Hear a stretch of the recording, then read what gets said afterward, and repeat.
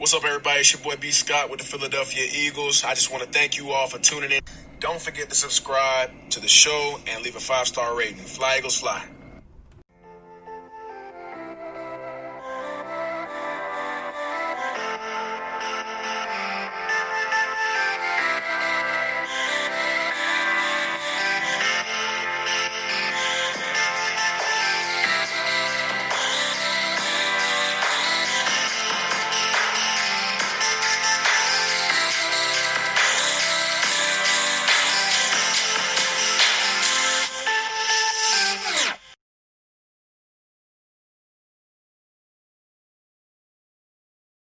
Thank you for tuning in to Eagles Brawl of the Brawl Network.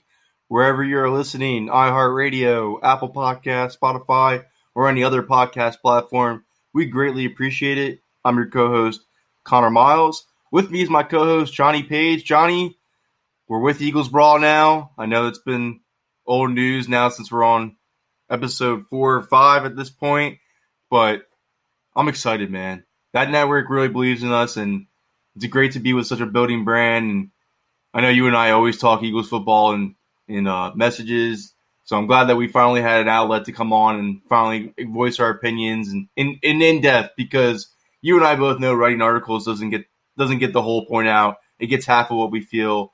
When we get behind the mic and just let it all out, it's good. It's refreshing, man. Yeah, I think that's the beauty of podcasts, really. I think that's why I've taken off so much recently. When you write an article or you tweet something, even a thread on Twitter, sometimes you just want to provide a little bit more context. And I think that's as you said, the beauty of podcasts is that it will give us that platform to hopefully have a few good guests on and talk about what we really see on the field, especially things like film room and stuff. When you study players' tape, it can be quite annoying trying to put it into an article because it can be quite hard to sort of get the words out correctly without sounding too negative or too positive. So hopefully, in podcast form, it should give us a really, really good chance to be able to break down these players properly and say what we actually think. I'm excited for our film review ideas, though. That's going to be a really fun episode. Even when you and I get into it, I'm excited about that. But so we really want to do something special here now, and for a series on the episode is look at the state of the position across the Eagles roster. I know other podcasts do it. I know other networks do it for writing purposes. But I just want to discuss that with Jonny. I'm sure Tyler will come on and have his opinions too. But today it's going to be Jonny and I discussing safety, linebacker, running back, and just going in on our thoughts of how we feel about each position group moving forward. Jonny, let's start off with safety. You, Tyler, and now Ed have all said the same thing when it comes to Jalen Myles, that you aren't sure that he plays safety this year. They might go ahead and keep him back at corner, especially with Darius Slay on board. You have a guy like Nicole Roby-Coleman in the slot. You can do worse than Jalen Myles at cornerback number 2, let's just be honest. But the competition right now is Avonte Maddox and Sidney Jones there.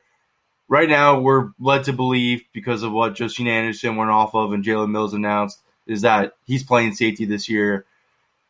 You're looking at the safety position with Rodney McLeod, your bona fide best safety on the team. Glad the Eagles brought him back. Very underrated starter for the team. Keeps the secondary afloat way more than people realize, especially when he got injured in 2018.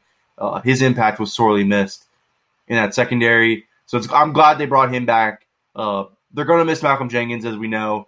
You can't replace that leadership. You can't replace a veteran of his stature. I do think his play tailed off a little bit. They kept him majority in the box last year, 399 snaps. That was the majority of his defensive snaps. So it was just a time where they probably didn't want to invest more into him, given what he was showing them and given how they were using him going forward. They churned his salary into quantity. They fitted under their cap number with Nicole Roby-Coleman, Mills' contract, Will Parks, now in just the safety equation. Darius Slay's cap number this year is really low, so they really went after quantity. It's going to be interesting to see how safety turns out, but I know you guys talked about it with Mills at corner. I like him at safety. I think I really like his run recognition. You always see he has the instincts of a safety when he plays corner even too. His eyes are always in the backfield. He keeps them locked on the cornerback. I think when he moves into this position, like plays more in the box, it's going to be, I don't want to say it's an upgrade in Jenkins' like that in that aspect. But I think he's going to be great versus the run. He's a good run stopper. I'm going to look into his stats right now for what he is against the run. But when I put on the tape against the Patriots when he stuffed out James, or it was either Sonny Michel or James White out of the backfield this past season, loved it. Does it against the Redskins a couple times too. I like Mills as safety. I think it's more. I think what they're going to do is put him in the slot a couple times. Maybe line him out wide at corner, which they can now. Depending on matchups, maybe put him on CeeDee Lamb. Maybe put him on the bigger physical guys, DK Metcalf, when they match up in the playoffs. You get my drift with that. But the thing that I love most about the secondary and the safety position is the versatility and how much different things they can do with their guys this year. And having I don't want to say three solid guys because I'm not sure what Will Parks is at this point. I know a lot of people love him on Twitter now, but again, he wasn't a bona fide starter in Denver. Comes to the Eagles on $1 million pre-release deal. I don't think he's a lot to make the team. But because I did like Andrew Sadejo last year. I did like what the Eagles did at safety depth last year when they brought in Jonathan Cyprian and Andrew Sadejo. I thought those would be upgrades over the play Corey Graham gave you the year prior. Didn't work out. Sadejo was awful. Cyprian was traded for Duke Riley as a fringe roster player trades. I don't want to go ahead and love this Will Parks move just yet, but I do like him better as depth. So that's why, and he is very versatile. He plays in the box, plays single high, can play the slot as well. But what are you thinking right now? What I'm saying? Do you like what the versatility, or what do you think about the safety position right now? Yeah, so there's a ton there with the safety position. It's probably the most interesting safety group the Eagles have had since I've been watching them, really, for a number of years. I mean, it's been McLeod and Jenkins, obviously, for a while. I think if you're an optimistic fan, you would say the versatility is really good. What it allows them to do is in the matchup league, as we are in still, it allows you to match up with different players. So I'm fine with Mills at safety. It's not that I don't like him there. I didn't mind. I liked Mills at corner more than some people. I'll never forget, it's a long time ago. Mills got beat quite badly a few years ago when the Eagles played the Falcons, but he actually sort of lined up with Julio Jones okay. If you can remember that game, it was years ago. And I think that's Mills' kind of receiver in a weird way, the bigger physical ones. Mm-hmm. So I think in certain games he'll do well. I like him on big slot receivers. I like him on that kind of Larry Fitzgerald types. I like him on a tight end as well. I think he can do that role, as you said, that Jenkins did. My worry is he's not going to have the ability to go both ways. So if you're going to get the quickies, not a word, the quicker, shifty receivers like your Julian Edelmans or your generic small white slot wide receiver, those kind of receivers I think will cause him a little bit of trouble. And I also worry that a lot of teams now are using the slot for a lot of vertical routes, for a lot of deep crossing routes. You look at what the Eagles do with Deshaun Jackson. I worry about him against a player like that, because when you've got someone like Deshaun Jackson on the outside and you're bigger like Mills, you can use your size to press him to the corner. When you're in a slot, it's a lot harder. The fact you can go either way. It's going to make it quite interesting to watch how Mills can cover receivers like that. But who knows how much he'll be able to do that? We don't really know yet. We haven't seen him there. They've obviously got Nickel Roby-Coleman, who is a very, very good slot corner, and they've got a lot of other cornerbacks that are suited to the slot. So it could be that Mills becomes like a matchup player. That is how I would like him to be used. Then I think you've got obviously Wallace and Parks, and they're very similar. They're very, very versatile. You don't really know exactly where they'll play. Wallace is obviously sort of a well-rounded safety that's good at everything. The question is, what is he going to do most of? Is he going to be that kind of safety that plays in the slot a lot? He had a few issues when I watched him with his angles when he was further away from the field. I liked him more close to the line of scrimmage. I thought he struggled a bit with open field tackles at time. And he's not the quickest, so he hasn't really got the range to play single high like McLeod. If McLeod does go down, which obviously you don't want to talk about injuries, but who's going to play that sort of single high safety at times when the Eagles do it? So there's quite a lot of the optimistic side of me thinks there's so much versatility there. They're going to be able to match up different teams. The worry is, and I always think versatility is a great word, but sometimes players or fans as well overrate versatility. Well, versatility is great, but it doesn't always mean you're going to be really good. You have to actually nail down a starting slot. So I'm really interested to see how they use these different players at different times. So just to piggyback off your Mills statement, they played him in the slot 32 times last year. So that's what they tell you, how they think about him as a slot corner. They don't. I would imagine I would have to go back and look at what each snap was in the slot, what games they were against. But I would imagine it's against a more physical slot wide receiver, like you said. One game that stood out for me for Myles where he played in the box was a couple years ago in 2017 versus the Panthers. He was on Kelvin Benjamin. He ran across. I mean, everybody's going to listen to this and think Kelvin Benjamin's a bum anyway. So what does this prove? But it's just an example. He is a bum. I know. It's just an example that I liked.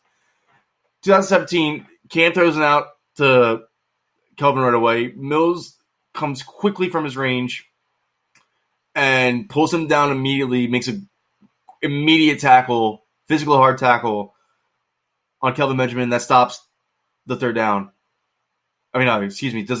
Stops them from getting the first down. So I like him around the line of scrimmage. I wrote about that in an article for Philly Sports Network too. I really like him in the box because his instincts are always that of a safety. We saw that at LSU. I think I'm not gonna lie. I think Jalen Myles and Cameron Wallace in college were similar players in college. I'm not saying Cameron Wallace is going to come in the NFL and look like Jalen Myles because Cameron Wallace is going to have to be an outside corner like Jalen Myles was the majority of his career. So I like Cameron Wallace more in the slot than I do Myles. Obviously, I think that's everybody would. It's funny that PFF really thinks Wallace more of a slot guy, especially with the Eagles bringing on Nicole Roby-Coleman, who is a bona fide nickel corner, and I don't envision anyone but him starting for them. But he is pretty good. 8 pass breakups from the slot. The only thing that they knock him for, which I agree with, and I think that's what he's going to struggle with in the NFL, and I think that's what's going to show immediately, especially with the speed of Amari Cooper and Terry McLaurin in the division as is his vertical speed's not there. It's not existent. That's why I'm not sure if you'd be able to really cover those type. If those guys are in the slots, I wouldn't want to have Wallace out. And that's exactly what I was saying about Jalen Myles. Really, when we compare the two, is I sort of disagree with PFF in that sense. They see him as a slot corner. I think he's still sort of an interesting role player that if you're lucky, he'll develop into a full-time starter. But I worry about him and Myles on those type of speedy receivers you mentioned. You're going to get those Coopers in the slot. It's all very well saying, I always find this interesting when people say, oh, he's a really good in the slot for a safety. Well, I don't want my safety to be average in the slot. If you're going to play the slot and you're going to line up against receivers, you better be as good as a cornerback there. Otherwise, we're not going to use him. Malcolm Jenkins, when he was at his absolute best, could have been a top 10 slot cornerback with ease. I mean, he could cover Julio Jones out of the slot. He could cover the best slot receivers there were. We watched him shut them down. So that's ideally the end goal if you're going to play your safety there. Because if not, then obviously you're going to want your actual slot cornerbacks to play there. So I'm sort of like you. I'm really interested to see Myles and Wallace. I don't know if they're going to profile as slot corners yet, as in, can they come down in the box? Can they cover wide receivers in man coverage? I think that is yet to be seen. It'll be really interesting to see how Schwartz uses them next year, because I think you're right. I think they can sort of fill a quite similar role in the defense. I don't know why PFF pitches in, but really puts him in as a slot corner for Wallace, because I really think he has the entire skill set of a dime nickel safety. Would you agree? Yeah, no, I agree. I think actually you could make a similar argument for Will Parks as well. Like you said, I'm not sure he's as talented as Wallace is, but it's difficult. We sort of haven't seen Parks in a starting role for a while, but Parks is very similar. I know you spoke about it a little bit at the start. He was cheaper than I thought, actually. I liked his tape a little bit more than yours. I watched him a bit when we signed him, and I was quite impressed by him. But then I was also a little bit concerned that he got so little money, because that's the way the NFL's going. They like those kind of players now, and you'd think he would get a little bit more. But he was actually, when he was used quite a bit, was used at times like Jenkins. You could use him as your slot cornerback. You could use him with sort of coverage ability on tight ends and slot corners. I tell you something that's quite interesting as well. When I noticed this when I watched him, I think I will try and watch a couple of years tape if I can as well. And I don't know if he's done this every game. Anyone that says they watched it, gone back and watched every single Will Parks snap, then fair enough. They got more time than I do. But the time I did in, I think his rookie or second year, you actually saw him at times play as a dime linebacker, which is interesting because we're going to talk about the Eagles linebackers in a little bit, and they're not very good. Your dime linebacker is probably looking at maybe Nate Gerry, maybe Jatavis Brown currently. That's probably going to be your dime linebacker. And Schwartz played a little bit of dime last year. So who knows? We know how much Schwartz like those defensive coverage where he stands everyone back about 20 yards on third and long. On third and long, when you know the offense is going to come out throwing, could you see Will Parks in a dime linebacker role? I think that's something you haven't heard spoken about much. I would not be stunned. So you could see a situation where Parks might get on the field as well as the others because he could be an option on those third and longs at linebacker. That's a good point. And to go into he had offers from the Lions, but then they traded for Jerron Harmon, so I think that offer went off the table. I think other places were rumored too. What they're saying is he took less money to come home to Philadelphia and play for his hometown team, but they had such a need at safety. If they really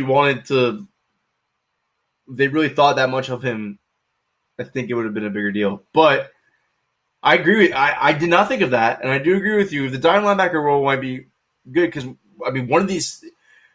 Look, you see what they're doing with the hybrid safety role now, and how many of these guys that they're bringing in, like you and I are talking about right now, how Myles, how Wallace, how Parks has so much versatility. They know that. Yep. They're probably just going to want to see, like, hey, let it all unfold. Let's see how somebody fares there, and if they don't fare well there, we'll put this guy there, and if they don't fare well, we'll put them in their spot. So I agree with you on that. And not only that, Parks has had so much different defensive coaching. In Denver, Wade Phillips, Vic Fangio.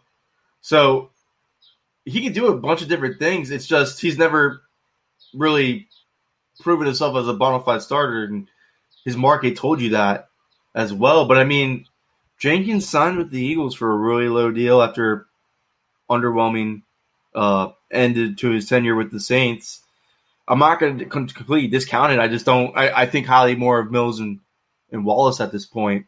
But also, Wallace out of all three of them is probably your best tackling safety, though, in regards to tackle. Again, we haven't seen him at a professional level like we've seen the other two, but Myles has some misses. He's a good tackler, but he has some misses. He didn't really play that much last year because of injury, but over the course of his other 3 seasons as a starter, he's missed 8, 9, and 9. So I think. Sorry, on tackling, I think Wallace is a good tackler if he gets there. I think when I watched his tape a couple of times, he takes bad angles. I think that's what I meant when I said I like him closer to the line of scrimmage. I think, to be honest, McLeod took some bad angles last year at times, which is quite uncharacteristic of McLeod. But the clue's in the name when you talk about safety. You want someone that stops big plays. You shouldn't be giving up big rushing plays unless there's a lot of breakdowns in your run defense. So I worry a little bit about Wallace from that angle. I think you're right. He wraps up really well. So it's funny when you talk about what makes a good tackler.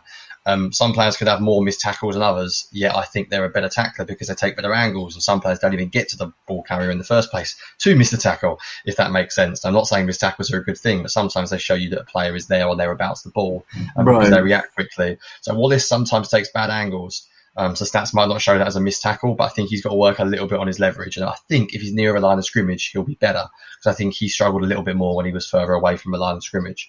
But go ahead. No, I was going to say it's just really interesting because all three of them have got clear flaws. There's nothing perfect about Parks, Myles. All three of them you don't want to play. We keep talking about one thing that we're missing from the third safety role is we keep talking about these guys in the line of scrimmage, which the third safety can't be around the line of scrimmage. You need to play deep coverage. So I don't believe in Myles in deep coverage. You don't. No. I don't believe in Wallace in deep coverage. I don't think you do. We don't know. That's our opinion, but I don't. No, I don't if you think about it, in deep coverage either. I don't. Let me tell you why right now. His coverage grades, besides out of 2018, which was 2018 was his best season as a pro, and if you can get 2018 production out of him, you probably found your starter at safety, though, opposite of McLeod, to be honest with you. But other than that, that was his outliner season so far. His coverage grades have been below 75. It's been bad. 57 in 2019. Gave up 5 touchdowns last year in coverage he was credited to, and was 118 when targeted. That passer rating was when he was targeted. It wasn't prettier in 2017. It was 115. he gave up 4 touchdowns. This guy's not good in coverage either. So none of these guys I know people are going to pull up the PFF grade for Wallace in coverage. I think it was 92. But he was dealing with slot guys that his frame, his physicality, the player that he was, he's going to win against these college slots, even if they're from the SEC. So he's a 4th-round pick for a reason. I do think he's a good player. I think he's going to be the eventual starter for the Eagles at safety, to be honest with you. I don't think any of these guys are going to be the caliber of player Jenkins was for the Eagles.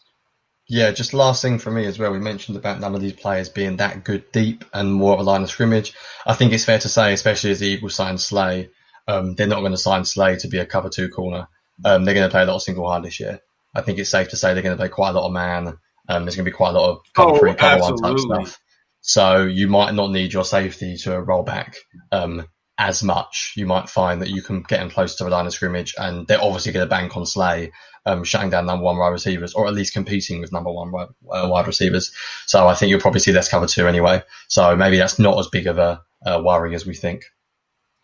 The only tough thing about these time zone things is with the difference between us is Jonny, unfortunately, was not there for the Ed Krause interview, and we record before we release episodes just to have content lined up. So Ed really hit on this, and I talked to him about that too. Darius Slay, since Matt Patricia was there, has played the 3rd most press snaps out of any corner in the NFL, which is New England nuance anyways. He's very great in zone coverage, as he showed with Terrell Austin and Jim Shorts when they ran the defenses in Detroit. But he's also very good in press coverage. And the reason why last year his numbers impressed that PFF, because if you want to go to the analytics side and you look at the numbers last year, they're not good, but he injured his hamstring in week 3, and it was never the same during the season. He was in the medical tent all throughout the year. It's tough to play press coverage with a bum hamstring. It's tough to play football anyways, for that matter. But I agree with you. Slay gives them so much more of a dynamic that they didn't have before that allows them to be so versatile with these guys that they have at safety now. And I also, to wrap up safety, and hit on a point that you alluded to with McLeod. 2nd year coming off ACL. I thought he did take some horrible angles last year that was out of his character, but I do think, again, like we talked about, it is a 2-year injury window to recover from that. I think Rodney McLeod is going to have a huge year this year in terms of his career. I'm not saying he's going to be a league player or anything like that. I think he's going to have a Pro Bowl caliber year, though. Yeah, that would be big. That would be big because the Eagles are going to need some consistent safety production, and he needs to really bounce back to what he's been like his previous years here, rather than how we played last year. Do you want to move on to the yeah, we're moving on to linebacker now. We're talking safety forever, to be honest. It's a really fascinating group. Yeah, I know. We 22 minutes in already on safety. All right, linebacker though. So their number 1 linebacker on this team, in my opinion, is Nathan Gary. I don't believe he's the most talented. I don't believe he's the best one on the roster. I believe he is the Eagles' number 1 linebacker in the eyes of Jim Sorch and Ken Villagel. Now, my biggest issue with Nate Gary's missed tackles, 16 missed tackles last year. His technique is horrible. You want to talk about McLeod's angles. You want to talk about Mills' angles. You want to talk about Wallace's angles. Nate Gary does never take straight angles, and I think the transition from safety to linebacker for him has been more of a struggle than we want to give it credit to. But I like Nate Gary as a backup. I don't like him as a starter. Not the best in coverage, not the best tackling, below average versus the run. I would like them to move on. Not move on, but I like them. I would not like. Look, he played 620 snaps last year. It's probably going to be around the same this year, if not more, with Nigel Bradham being gone. My favorite linebacker on this team that I think is the best linebacker for them this season is TJ Edwards, which isn't saying much, to be honest with you folks. This is going to be their weakest group going into the season, no matter what happens in training camp, no matter what happens in preseason, no matter what happens on the waiver wire. It's going to be their weakest group. I don't really see them adding. I don't see them bringing Nigel Bowden back. I don't think they think he has it anymore to play the Mike linebacker role in this defense. I think they want to go younger. I think they want to go these more hybrid guys, as they've shown. Like I said, TJ Edwards, no missed tackles last year on a minimum of 110 snaps. A lot better for him. A lot better tackler than Nathan Gary. He would probably play your Mike, and then you probably have Gary weak side, I would assume, as your two linebackers. I don't like Jatavius Brown like you do. I know that you think he starts. I don't think so. I liked him as a rookie coming out. He's underwhelmed every year since. Injuries have been piling up on him. I don't think he's a starting caliber player. Duke Riley is a special teamer. Sean Bradley, who they drafted the 6th round special team guy, I think he replaces Kruger Hill in his role. And if he gets snaps on the field, that's fine. I don't think so, though. I think he's just a special teams linebacker. Duke Riley, you could even cut now that you have Sean Bradley. Davion Taylor, I'm with you, like we said in the post-draft episode. I think he's a project still. I don't believe you see much from him in year one. I like his prospects as a weak side linebacker moving forward, though. Has a lot of range. I think he fits the two linebacker scheme very well. I don't think he makes an impact in year one, though. Yeah, that's pretty much my thoughts on the linebacker position. So if you want to go in on that. Yeah, they're an interesting group. I just want to clear up one thing that people seem to mention to me on Twitter, which drives me insane. There was a lot of talk this year from high-profile sort of analysts like Adam Kaplan, who said that actually if everyone wasn't there at wide receiver, they could take a linebacker in round one, and everyone laughs. And I agree. It's probably never going to happen. But there's one thing that annoys me is there's this idea that the Eagles don't care about linebacker. And actually, we'll talk about running back as well. The idea of the Eagles, they don't care about linebacker and running back. I mean, do we really think that Howie and Schwartz sort of go into the season? Howie goes to Schwartz, so what do you want this year? And he goes, I don't want any good linebackers. Just don't worry about giving me any of those positions. I can work with rubbish. I don't think the Eagles want to be bad. I think that's sort of a ridiculous statement. What the Eagles believe is that the way their scheme works is that they're going to build up on the defensive line and put their resources in that, because it's very hard to get edge rushers late in the draft. It's very hard to find Fletcher Cox in the 3rd round. It doesn't happen very often. Whereas linebacker, you get players that fly under the radars for different reasons. It's a different sort of game in college. It's more spread out.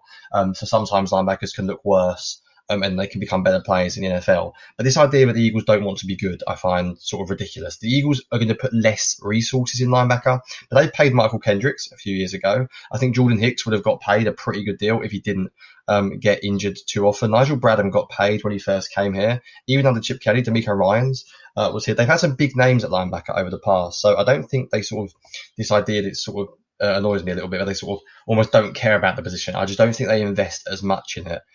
There is no doubt, though, it's a very weak position. You sort of went through people pretty quickly, and I sort of agree with most of your stuff. I actually like Nate Gary a little bit more than some. I think he gets a little bit of a bad rap. He misses way too many tackles. I think we spoke about the numbers before the pod. He missed about 16 tackles last year. There's also too many lapses in coverage, so he struggles to deal with play action. In my opinion, he struggles with instincts, which isn't a surprise because he wasn't a linebacker in college. And if we talk about poor instincts, go no further than Davion Taylor, who is not playing this year. I don't care what anyone says.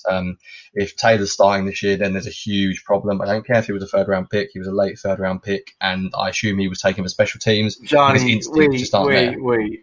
Can we please just clear the air on one thing about Davion Taylor before we move on? Because before you continue, you watched the 2 games that I watched, because there's not much more you can get on him. Yeah. Tell me that you thought Colorado used Davion Taylor and his skill set correctly. Oh, no. Okay, so I just want to, as long as you believe that, go ahead. He's not going to play anywhere near the role he played in college. He's a pure projection. He is pure banking on athleticism. In my opinion, I think the Eagles decided that he's probably going to be so good on special teams. If he's a 4th round pick and he becomes a star on special teams and gives you a bit of sub linebacker role, maybe he develops in nickel at times where you can play him in dime, maybe. The odds of him being an inverted commas base linebacker, I just find incredibly unlikely. So I don't think he's going to contribute this year. So I think you can write him off this year. So I think you've got Gary, you've got TJ Edwards. Edwards has got a lot of love, and I agree with you. A lot of people would say he's the best linebacker. I just want to throw a little bit of wind to that fire. Sort of, he only played about 110 snaps last year. And if you look last year, they barely ever had him on the field in passing downs. I think he played like 30 snaps I think he played way more against the run last year. He was way more an early down linebacker when he did play. He's very physical in the box. He was a very, very good tackler. He was always around the ball. I think he had a ridiculous amount of tackles compared to how many snaps he played. But if you're going to play linebacker in the NFL in the modern day, you've got to be able to do something in pass coverage or you're not going to get on the field more. So Edwards has got a lot to prove to me still. There's no way I'm banking on him as a starter. I do like Jatavis Brown a lot, not because I like him individually, but because I like him philosophically, what he gives the Eagles. The Eagles have been slow for years at linebacker, and he gives the Eagles out-and-out speed. In my opinion, they drafted Taylor to give them speed, but I think Brown might give them some of that speed they're looking from Taylor anyway. The problem with Brown is, why did he get worse? And you mentioned it. When you go and watch some of his tape, he gets worse each year, to the point where he was no longer a starter last year. You want players to develop, not the other way round. But I do think he's got the speed to line up with some of the faster tight ends. We know how much there's a lot of play action, seam routes thrown to tight ends these days. A lot of offenses are doing that. You need to have a tight end that can cover the seam. Sorry, you need to have a linebacker who can cover the tight end when he goes down the seam. He is slightly undersized, but again, the Eagles like these undersized linebackers. When you look at Nate Gerry, you look at Jatavis Brown, they like them because it's a philosophical thing where the defensive line should do a lot of the hard graft. They should be the ones taking double coverage. Fletcher Cox should be blowing up plays in the backfield. Brandon Graham should be doing things in the backfield. So the linebackers are more of a cleanup job. It's not a 3-4 scheme where you're relying on your linebackers to do sort of the hard work. The idea is the defensive line will carry them. So I get why they don't invest in it from that sense. A little underrated thing about Jatavis Brown as well is he can rush the passer. I don't think any of their linebackers have ever shown they can rush the passer. They've had in recent years, really. And we have seen Schwartz get a bit more creative in recent years and throw a few more blitzes. So I wouldn't be stunned if Jatavis Brown, if he does start, they might use him a little bit in a couple of blitzes, because he does have a little bit of pass rushing skill because of his speed. So it's not a very good group. It's not. They didn't add anything to it really in the draft. Davion Taylor, isn't going to start. Sean Bradley, if he makes the roster, is going to be a special teamer only. So I think a lot is going to come down to Brown, Gerry, and Edwards to try and make this position not as bad as we think. But it's not going to be great. It's not going to be great. All you can say is that you hope that the Eagles can cover their deficiencies because the defensive line is so good. That is basically what they're banking on next year. So there's a tweet, because he came out in 2016 draft. I always had Jatavis Brown as like a 6th or 7th round pick in my mock drafts that year for the Eagles. I liked him coming out, and he did have a good rookie year for the Chargers. But like we said, he's got worse every year. To me, at this point, he's Nate Gerry.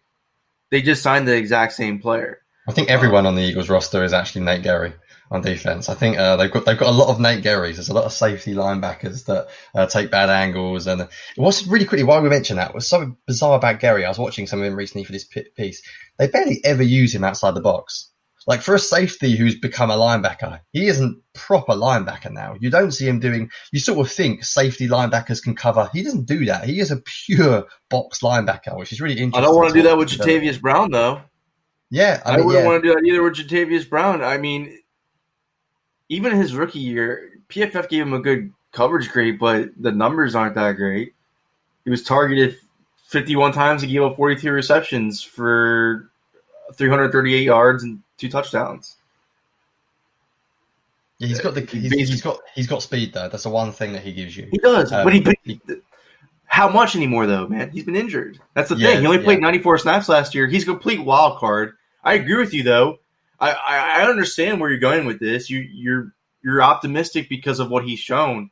I'm just not that much anymore because again he's getting worse every year. The injuries have been piling up with him. Look, I'm hopeful though. I'm way more hopeful for Davion Taylor though than you are. If Davion Taylor does not become the base linebacker in year 3 of his career, that's a whiff of a pick because it's 3rd round pick, man. I know it's the end of the 3rd round, so I really consider it a high 4th, but that's a whiff. I'll do one of those. What's all the things that are the popular podcast doing? Put down bets and give money to charity. Put it in like the title, little tagline of the podcast. Davion Taylor will never play in base. Put it down. I don't care. I've said it. Tweet me when I'm wrong, because I'm quite often wrong, just as anyone is. I don't know. You watched it. Put it down. He'll play in sub package. He'll start in Nick. By the way, when we define base isn't base anymore. So let's we know right. Base isn't really base. But in terms of the generic definition of base, when you're going out there against 1-2 personnel or whatever. I just don't think he's got the instinct. I've been reading loads recently because Ben Solak wrote a great piece at BGN yesterday. There was another great piece from PFF actually on the wide zone and how many teams are going to this sort of Mike Shanahan offense, and we're going completely off tangent here. But linebackers in playing against that offense, you're going to do that a lot now. You're going to play that against Cleveland, where they've got Stefanski from formerly the Vikings. You've got the Vikings running this wide zone. You've got the Titans running it. You've got the 49ers running it. There's so much. Obviously, you've got the LA Rams. You've got so much deception. You've got so many players crossing the formation with jet sweeps. You've got so much motion. I just personally, and again, it's philosophical, I want my linebackers to be really instinctual. There's so much traffic. There's so much things you've got to read. And this is my favorite thing about linebackers. And I sort of contradicted myself. I just spoke about Jatavius Brown being fast. Fast is great. Fast means nothing if you react slow. So let's just change one thing. Speed is great. Speed is irrelevant if you react slow. Sort of like being a wide receiver where speed is irrelevant if you can't get off the line of scrimmage because you can't show that speed. I don't care how fast you run in a straight line if you can't react and read to a play. And I saw Davion Taylor getting targeted in college and getting picked on. And if he's getting picked on by college OCs, imagine what Sean McVay and Kyle Shanahan are going to scheme up for him. But he was used awfully last year. Raw. He was used so wrong. Raw. He was used wrong last year. But yeah, I'm not even being. I am, but I'm not being overly negative on Taylor's support. I don't like him. I just don't see him as that player. I don't see him as that type of a player that suits the modern game in that sense. I see him more as a special teamer who can do some stuff in nickel, maybe in dime, where you let him have very simple reads, go get the football, that kind of linebacker. But I think the way the game is going, I think you're going to need your linebackers to do a lot of different roles. And I worry that the Eagles are sort of slightly backwards in the way they view the linebacker position. Maybe they haven't adjusted to the way offense is going recently. But then I think they're very modern in the way they look at safeties in some ways. So it's really interesting. It's a really interesting spot. I have no idea how it's going to work. They could be really bad, but they weren't great in recent years, and the defense has still been pretty good at times. So we'll have to wait and see. I don't trust them at linebacker evaluations at all. Because I think Jim Schwartz has way too much input on it, and I don't trust him with linebacker evaluations. And the huge reason why, I don't know if people remember this story last year, if, the reports, but the front office in Hyatt Risman wanted to sign Jamie Collins last offseason, and was all in on Jamie Collins, and Jim Schwartz wanted Zach Brown. Yeah. And we all know how Jim Schwartz has huge say. They go with Zach Brown. So whatever they do at linebacker, count me skeptical. Yep. But yep. I'm not. Look, I don't disagree with you, but everything you say about Davion Taylor is correct. Nobody can argue with it because it's what's on the film. If you watch those games, he does get paid on the slot. I just think it's because he doesn't understand. I don't think that coaching staff really helped him understand, because that coaching staff Colorado, I would argue, uses players probably the worst in the program in the Pac-12. They made Chanel do everything without teaching him anything. They made Taylor do everything on defense without teaching him anything. He played 1 year of high school football. So he's the type of player you see the athlete that he is through testing, and you trust your coaching staff to develop and become the player that you think the athletic traits can translate to, which is what I would argue the linebacker position is going with in the NFL nowadays. But I don't trust the guys that are developing him. They haven't proven to develop a linebacker. I would argue Jordan Hicks was mostly established before I don't want to say mostly established, but he already showed good play before Jim Schwartz came to town. I think you can say that Nate Gary has been a success story. I know that people go, what? But he was a 5th round pick that was a safety that never played linebacker, and they have developed him into, whether it's a below average startup, fair point. But I think he has at least developed into a serviceable player from a 5th round pick. If you can get a below average starter out of a 5th round pick that wasn't even playing the position before he got to the NFL, yes. Yes. So it's a 5th round pick. Yes. Yeah, people, you see all these guys like Antonio Brown, or not Antonio Brown, Stephon Diggs go in the 5th round and stuff like that, and people expect you always did with these picks. Most of those guys don't even make the team. So if you have a guy that plays as much as Nate Gary has for the Eagles, even if it's not the greatest, and you admit it yourself, because I think people are going to harp on us for this stuff a lot that we said on the pod about labeling certain guys, like how we labeled Derek Barnett as an average starter, and now we're labeling Ethan Gary's below average, you're going to have those players in the NFL on teams. You can't have every guy at every position at 50, now a 55-man roster, it sounds like, be great. It doesn't work that way. You have to round out the roster with guys. So you're going to have that tier of your team with below average players, and Ethan Gary fits that tier, but he plays more than anybody in that tier. So, yeah, I agree with you. 5th round pick, never played linebacker before. Success for where he was drafted and the value they got out of him at that pick. But we got to hit running backs real quick and end the show. I thought we covered linebacker pretty well, though. I thought we did pretty well. I'll just say, I like Davion Taylor, the athlete. If they can teach him some kind of linebacker instincts, get them into his head, I think you do have a starting linebacker. Just because of the athletic traits. But that's everything else that has to translate other than athletic traits normally doesn't, especially with coaching. Coaching's a huge part of it. So that's easily why it might not work out. But let's hit running backs real quick. Jonny, I'm unlike most people on Twitter, which if Sanders does get hurt, I will worry to a degree. But Doug Peterson has done great things with Charkandrick West and Spencer Ware when he was calling plays for the Chiefs before being hired for the Eagles head coach. He made a washed-up Ryan Matthews look productive. He has Darren Sproles, who looked good early when he was with Doug Peterson. Corey Clement was undrafted free agent, came out of nowhere. LeGarrette Blount was a training camp addition that nobody thought of outside of the New England organization that he made look good. Jay Ajayi, acquired midseason, was a huge contributor to that Super Bowl run. Goes into the next season with Josh Adams and Wendell Smallwood, who complete nobodies. Josh Adams is a practice squad caliber player. Wendell Smallwood is a death guy, and he made them look good. And then you have Miles Sanders last year, who was probably the biggest playmaker they have running back since Shady McCoy. Jordan Howard looked good. Boston Scott came out of nowhere off the practice squad and was a productive running back for them. Forgive me for this, but I trust Doug Peterson and Deuce Staley and Jeff Stoutland at the running back position. I'm not pining for them to add a veteran running back off the streets. They can wait until mid-training camp to decide if they need to add more depth behind Sanders. But right now with Sanders, Scott, Clement, see if he's back to full health. If they can really recapture some of his 2017 magic, that'd be great. Killians, who I love, think he's an explosive playmaker. I want to keep adding explosive playmakers to the backfield. I think it changes the whole dynamic of an offense when you have that guy. And plus, I trust Scott on the short yardage carries. He looked good on goal line carries last year.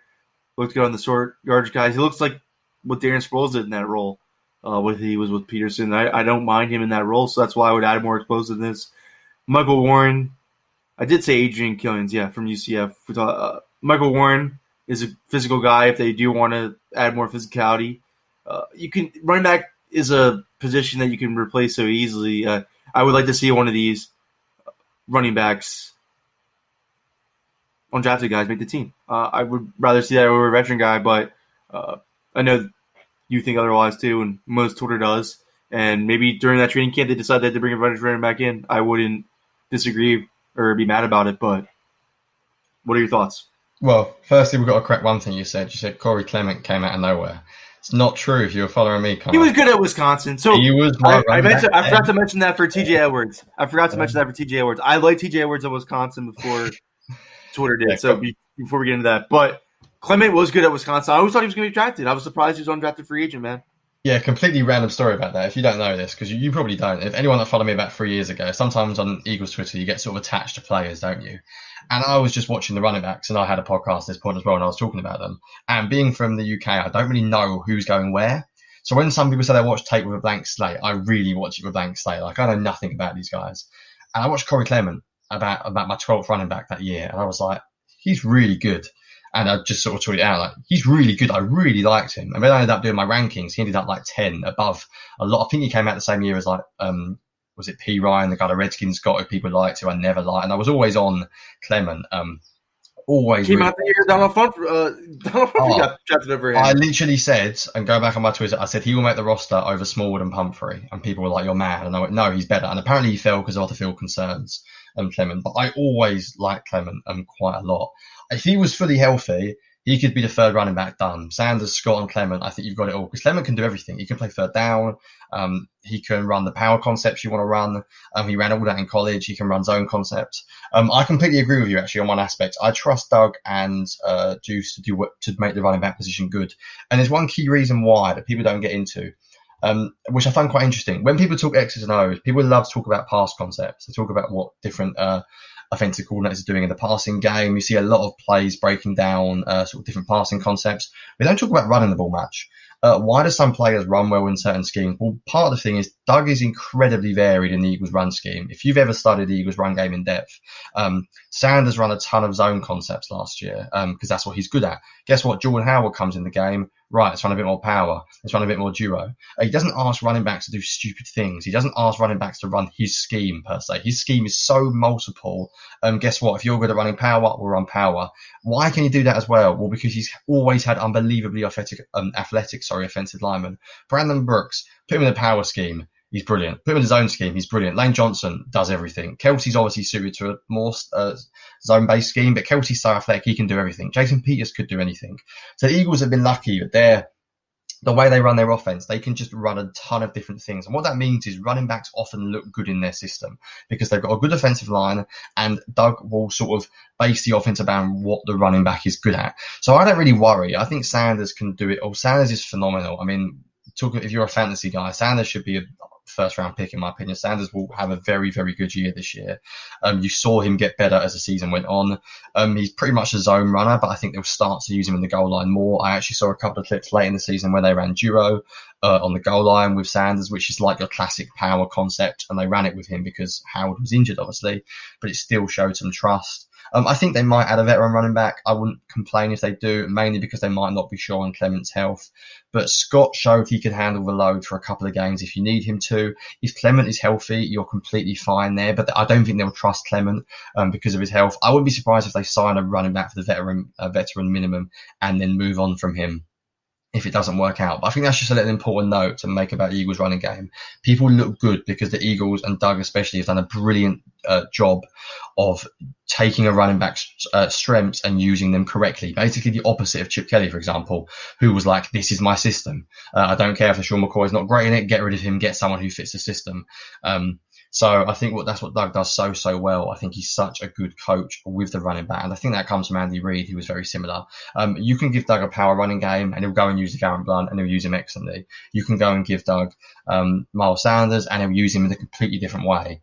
What I do want this year is I want a little bit more versatility from the backup running back. I think Jordan Howard was so limited in the pass game, it did slightly limit them at times what they can do on offense. So if they do go for like a veteran running back, I want someone who can at least provide a threat out of the backfield. I don't want them to be a completely one-dimensional back.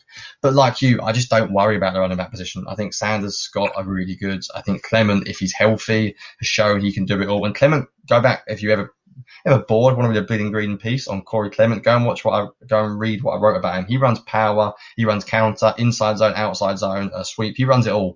Clement can do literally everything you want from a backup running back. He doesn't do any of it that well because he's an average player. He's an average athlete, but he can do it all to an extent. He could easily carry your workload for 2-3 games if Sanders goes down. And Scott showed he can do a lot of stuff last year as well, especially on the goal line, like you said. So I really like the Eagles running back room already. I think if they want to add someone that makes sense, go for it. Just don't pay him anything because it's not worth it. You've already got players there. And I hope they really do lean on Sanders next year because he is an extremely talented guy that will put up huge numbers if they give him the chance. I agree with you on the Sanders point. But one more thing. The thing that worries me about Clement, though, is he's not looked anything close to 2017 form. 2018, 2019, I know he was hampered with injuries, but I could recall against the Buccaneers, the first couple of weeks of the season against the Buccaneers, it was week 2 against the Buccaneers in 2018. He looked rough hitting the hole. It was just not hitting it with the same intensity of. I know he's not fast or anything, but I thought he was a more fluid runner in 2017 than he was. I mean, ever since. Obviously, injuries play into that. Yeah, I But think he's just been that's how hurt. I think he's just been hurt, in all honesty. I think the player he was in 2017 is more who he is. I think he probably actually caught the ball too well in 2017. I think he arguably needs to catch. I think he didn't really ever catch the ball that well in college, but he caught the ball really well in 2017, better than he did in college. So I just think, to be honest, he wasn't healthy the last few years. I think as long as he stays healthy next year, which is a big if he is healthy, then I think he can easily be a running back 2, running back 3, and then the Eagles have got a really good trio of backs. I agree with you. If he looks at 2017 form, I'm completely fine with him. But I really do. I don't know why. Adrian Killian. I mean, I do. I live in the Central Florida area, so everybody raves about Adrian Killian's around here. So I was aware of him, but such a huge speed dynamic that you would love to have out of that backfield. I really want to see them add more receiver threat in the backfield to complement. I know Sanders is as well, but I would love to see them add another guy that they can. When Sanders had, they had to take Sanders off the field. But I just think they don't have that much money right now to be. They don't have to worry about it. I think they need to go into training camp, see what they have with the guys that they have on the team, see what other positions aren't as have an impactful player like a Myles Sanders, and invest that money in there if they need to, and let these undrafted guys thrive under a proven head coach that will coach his running backs to his strengths, just like Deuce Staley will, just like Jeff Salvin will, just like Doug Peterson will. So I'm good with running back. If they obviously I wouldn't be opposed to them bringing in a vet. I think Devontae Freeman is better days are far behind him. He does have injury concerns of his own throughout his career, but right now I'm not freaking out about running back. No, I'm the exact same. I'm the same. I'm happy with where they're at. All right, that does it for the Eagles Brawl crew. Jonny and I will be tuning in with the state of the position for other position groups. We'll do quick little episodes on this. We'll have to discuss what we want to do next time. Jonny, what do you have any ideas off the top of your head we should go over? Yeah, I know wide receiver is probably going to be everybody's pick. Like, come on, man. Talk about wide receiver. Let's talk about it. Yeah, I feel like when you say quick little episodes, then we end up talking and it ends up going on too long. But that's the way of the podcast world at the moment. Yeah, maybe we have a think wide receiver, tight end that we could do a little bit on. Maybe a skill position episode next time. All right, sounds good. Signing off from Eagles Brawl crew of the Brawl Network.